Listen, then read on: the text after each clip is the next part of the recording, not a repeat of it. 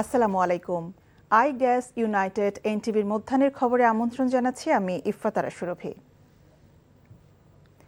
সবুজ দেশ গড়তে সবাই মিলে কাজ করার তাগিদ দিয়েছেন প্রধানমন্ত্রী তারেক রহমান। প্রাথমিক শিক্ষা পদক বিতরণ অনুষ্ঠান এবং সবুজ বিদ্যালয় কর্মসূচির আওতায় সারা দেশের প্রাথমিক বিদ্যালয়ে গাছের চারা রোপণ কর্মসূচির উদ্বোধন করে এমন তাগিদ দেন সরকার প্রধান। এরপর সেখানে প্রাথমিক বিদ্যালয়ের শিক্ষার্থীদের প্রদর্শিত বিভিন্ন স্টল ঘুরে দেখেন তারেক রহমান। রাজধানীর শেরেবাংলা নগরে চীন মৈত্রী সম্মেলন কেন্দ্রে এই কর্মসূচির আয়োজন করা হয়। পরে পদক বিতরণ কর্মসূচিতে যোগ দেন প্রধানমন্ত্রী।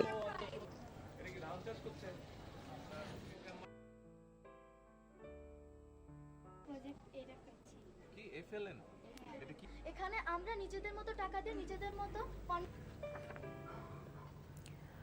গতকাল সারাদিন দেশের বিভিন্ন স্থানে আন্দোলন হলেও আজ শান্তিপূর্ণভাবে অনুষ্ঠিত হচ্ছে এইচএসসি পরীক্ষা। রাজধানীতে পরীক্ষা কেন্দ্রের খবর জানাতে সরাসরি যুক্ত হচ্ছেন সহকর্মী আপেল শাহরিয়ার। আপেল, আপনি এখন ঠিক এই মুহূর্তে কোন কেন্দ্রে অবস্থান করছেন এবং সেখানকার সহ সারা দেশে আজকের পরীক্ষা কেন্দ্রের কি খবর আছে আপনার কাছে?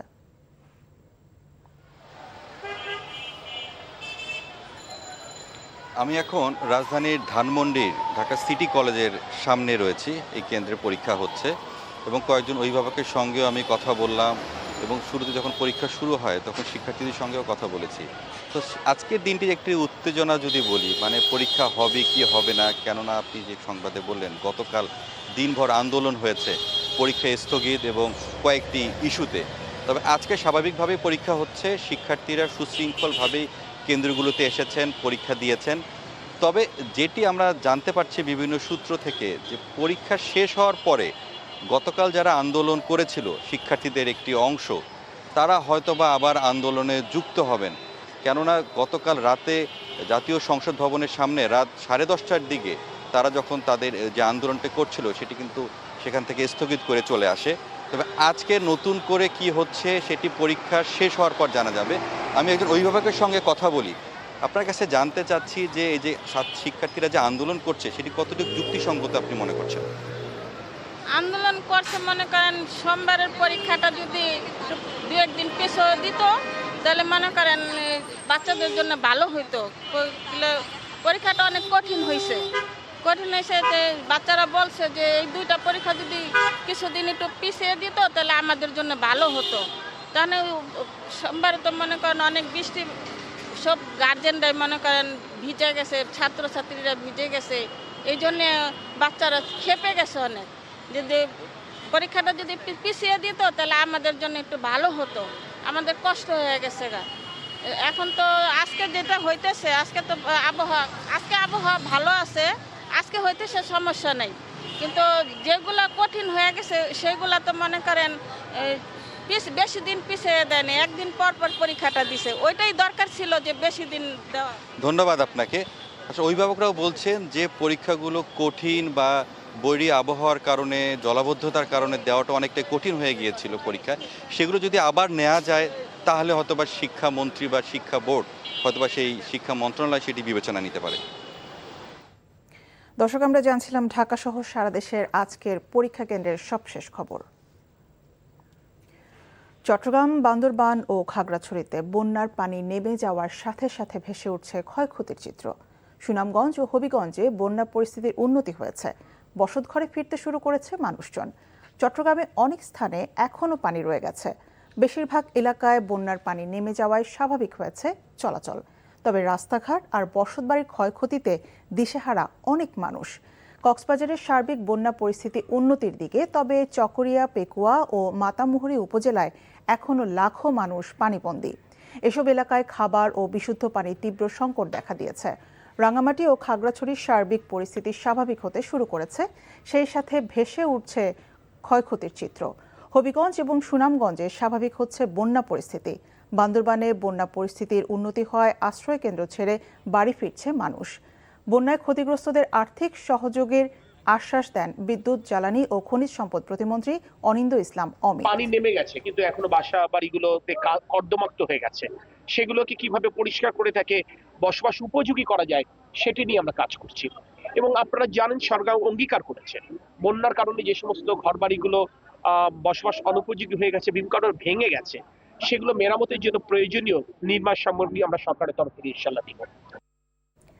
বন্যা পরবর্তী পরিস্থিতি জানাতে খাগড়াছড়ি থেকে সরাসরি যুক্ত হচ্ছেন আমাদের স্টাফ করেসপন্ডেন্ট মোহাম্মদ আবু তৈয়ব। তৈয়ব, বন্যার পানি কতটা নেমেছে এবং বসত বাড়িতে মানুষজন ফিরতে শুরু করেছে কিনা এবং সব মিলিয়ে ক্ষয়ক্ষতির পরিমাণ আপনি কেমন দেখছেন? সুরভি, আপনি যেমনটা বলছিলেন, টানা 6 দিন পর মূলত আজকে দিঘিনালার বন্যার পানি পুরোপুরি নেমে গেছে। আমি এখন দাঁড়িয়ে আছি দিঘিনালার বেতছড়ি এলাকা। তার পেছনে সবুজের মাঝে যেমন দেখছেন বন্যার যে ধ্বংসের চিহ্নই কিন্তু দেখা যাচ্ছে এই পাশেই। মানুষের যে শাক সবজি ফসলি জমি সব তলিয়ে গিয়ে মাটিতে একাকার হয়ে গেছে পুরো ফসলি জমি। আমি এলাকার যারা বন্যায় আশ্রয় কেন্দ্রে ছিল তারা এখন বাড়িঘরে ফিরে গেছেন। এতদিন তাদের যুদ্ধ ছিল জীবন বাঁচানোর, এখন নতুন যুদ্ধ হচ্ছে টিকে থাকার। তারা বাড়িঘরে ফিরে গেলেও ময়লা আবর্জনায় সবকিছু ধ্বংস হয়ে গেছে। তাদের কাঁথা বালিশ এবং ঘরের আসবাবপত্র সবকিছু শেষ হয়ে গেছে। অনেকে বাড়িতে ফিরে গিয়ে রান্নাও করতে পারছেন না, সে কথাটা আমাদেরকে জানিয়েছেন। আমি কথা বলেছিলাম খাগড়াছড়ি জেলা প্রশাসনের সাথে, তিনি যেটা জানিয়েছেন সরকার থেকে যে বরাদ্দ পাওয়া গেছে তা দিয়ে আপাতত তাদেরকে ত্রাণ তৎপরতা ত্রাণ সহায়তা দেওয়া হচ্ছে। তারা যেন ঘুরে দাঁড়াতে পারেন সে ব্যাপারে একটা ক্ষয়ক্ষতি নিরূপণ করা হয়েছে। আমি বিভিন্ন স্থানে গিয়ে দেখেছি রাস্তা ভেঙে চুরে একেবারে চলাচলের অনুপযোগী হয়ে গেছে। সড়ক বিভাগ সেটারও ক্ষয়ক্ষতি নিরূপণ করছেন। সব মিলিয়ে মানুষ যেন ঘুরে দাঁড়াতে পারে সেই সহায়তাই চাচ্ছেন। আমি যে বানবাসীদের কাছে গিয়েছি তারা, এটাই ছিল আমার কাছে সর্বশেষ খাগড়াছড়ির পরিস্থিতি। জানছিলাম বন্যা পরবর্তী পরিস্থিতির খবর। সাভারে মিছিলের প্রস্তুতিকালে কার্যক্রম নিষিদ্ধ আওয়ামী লীগের 13 নেতাকর্মীকে আটক করেছে পুলিশ। জব্দ করা হয়েছে 4টি মাইক্রোবাস ও 7টি মোটরসাইকেল। পুলিশ জানিয়েছে মঙ্গলবার গভীর রাতে 50 থেকে 60টি মোটরসাইকেল যোগে কার্যক্রম নিষিদ্ধ আওয়ামী লীগ ও তার সহযোগী সংগঠনের নেতাকর্মীরা গাবতলী ব্রিজ হয়ে সাভারের ভাকুরতা ভাঙ্গা ব্রিজ এলাকায় জড়ো হয়। সেখানে চোরাগোপ্তা মিছিলের প্রস্তুতিকালে স্থানীয়দের সহায়তায় 13 জনকে আটক করা হয়। মামলা দায়েরের পর আজ তাদের আদালতে পাঠানো হবে বলে জানিয়েছে পুলিশ। রাজধানী গুলিস্তানে আলু বাজারে একটি সেলুনে এসি বিস্ফোরণে 10 জন দগ্ধ হয়েছেন।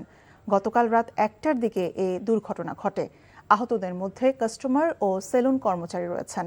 জাতীয় বার্ন ও প্লাস্টিক সার্জারি ইনস্টিটিউটের আবাসিক চিকিৎসক সহযোগী অধ্যাপক শাউন বিন রহমান জানান, দগ্ধ হয়ে 10 জন হাসপাতালে ভর্তি হয়েছেন। ফারুক নামে একজনের শরীরের 50% পুড়ে গেছে। আহতদের নিবিড় পরিচর্যায় রাখা হয়েছে। একজনের দগ্ধ কম হওয়ায় তাকে অবজারভেশনে রাখা হয়েছে। কিলিয়ান এমবাপ্পে, ওসমান দেমবেলেদের স্বপ্ন ভেঙে ইউরোপিয়ান চ্যাম্পিয়ন স্পেন জায়গা করে নিয়েছে বিশ্বকাপের ফাইনালে। দারুণ ফুটবল খেলেই শিরোপার লড়াইয়ে পৌঁছেছে লা রোহারা। এখন সমর্থকদের চোখ দ্বিতীয় বিশ্বকাপ ট্রফিতে। স্পেনের জার্সিতে দ্বিতীয় তারকা খোদাই হওয়ার অপেক্ষায় দিন গুনছেন তারা। যুক্তরাষ্ট্র থেকে আরও জানাচ্ছেন কুশল ইয়াসির।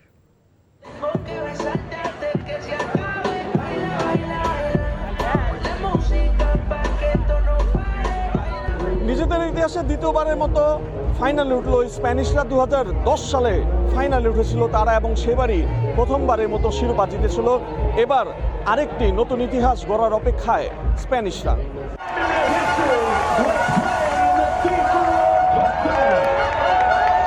এখানে অ্যাটমসফিয়ারটা অনেক ভালো। I am feeling very happy. Let's গো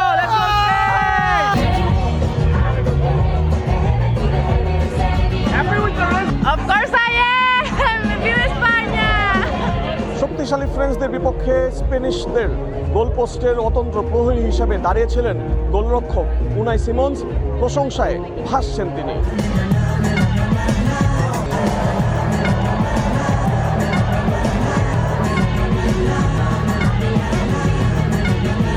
বুঝতে পারি না ফ্রান্স হারবে, বাট আমি ফ্রেঞ্চ সাপোর্ট করছিলাম, বাট স্পেন জিতছে তাও খুশি।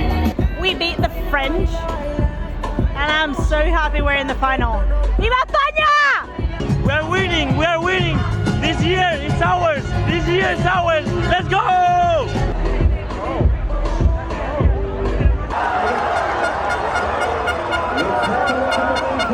দুর্দান্ত ফর্মে থাকার পরও স্প্যানিশদের জালে গোল করতে পারেননি কিলিয়ান এমবাপে, ওসমানে দেমবেলেরা। আর তাদেরকে কাঁদিয়ে দ্বিতীয় শিরোপার খোঁজে যাবি ইনিয়েস্তাদের উত্তরসূরিরা। Kushal Yasir, NTV News, New York, যুক্তরাষ্ট্র। এই ছিল মধ্যাহ্নের খবরে। এই খবরের ভিডিও সহ আপডেট জানতে ভিজিট করুন NTV অনলাইন www.ntvbd.com। এছাড়াও NTV জনপ্রিয় সব অনুষ্ঠান এবং খবরের আপডেট জানতে ভিজিট করুন আমাদের ইউটিউব ও ভেরিফাইড ফেসবুক পেজ। 2টায় দুপুরের খবর দেখার আমন্ত্রণ রইল। ধন্যবাদ সবাইকে।